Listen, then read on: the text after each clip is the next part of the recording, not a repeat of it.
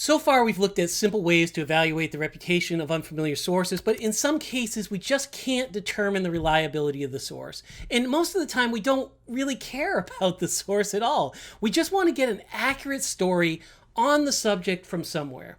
So here's a strategy. When the initial source you encounter is low quality and you just want to find out if something is true or valid or plausible, your best option might be to find a better source for the same story or claim. So here's an example I saw back in February. It was a claim that the Chinese government was essentially cleaning money out of fears of the coronavirus spread. Now, this is from a source I don't recognize. So here's a simple move. Forget about this post. You actually don't care about this source. You care about what we call the claim, the thing the post is saying happened. So let's go and see if others are covering this. Now, you can type keywords into a search engine to learn more, but there's also this quick trick for copying and searching text from the place where you're reading it. So here we can select money is now being disinfected, then right-click and select search. Now, when we do that, we find a ton of sites reporting this. In this case here at the top, we see this story here, which is from CNBC. We could scroll down. There seem to be a number of other stories from a variety of news sources. And if we wanted to click into this one here, we could actually just use our Wikipedia trick on this. And we'd find that CNBC is a relatively well-known business channel. And in this case, probably a trustworthy source for this claim. Now notice what we didn't do here. We didn't sit around for 10 minutes thinking, does this sound plausible? And we didn't spend 10 minutes looking at the video and trying to figure out, was it fake or staged? Instead, what we did was look to see if other people with more expertise than us had been able to confirm this. And it turned out, in this case, they had. Here's another example. This time, it's a claim from a Facebook group saying that boiled garlic can be used to cure coronavirus.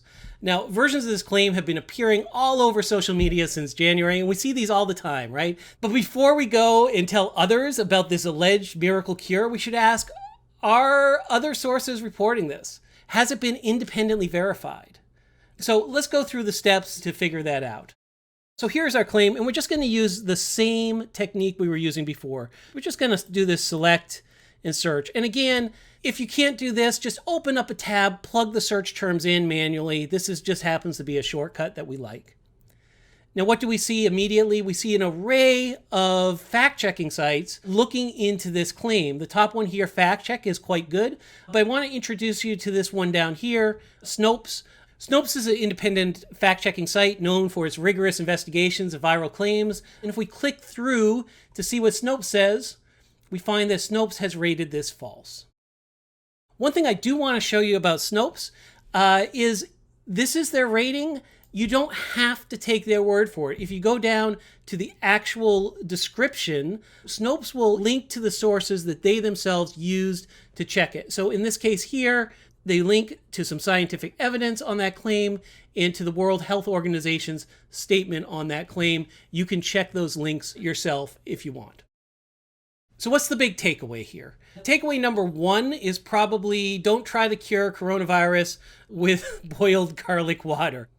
Takeaway number two is this, that very often when news reaches us, we act like we must make a decision on that particular story or post that reaches us, but the web is abundant, right? If it's a true story, there are likely many better sources out there than the one that happened to find you. And if it's a false one, maybe a reputable organization like Snopes or Fact Check has already fact-checked it for you. So before sharing a story, select text and search or pop open another tab, then look for a better version of the story, read and share that.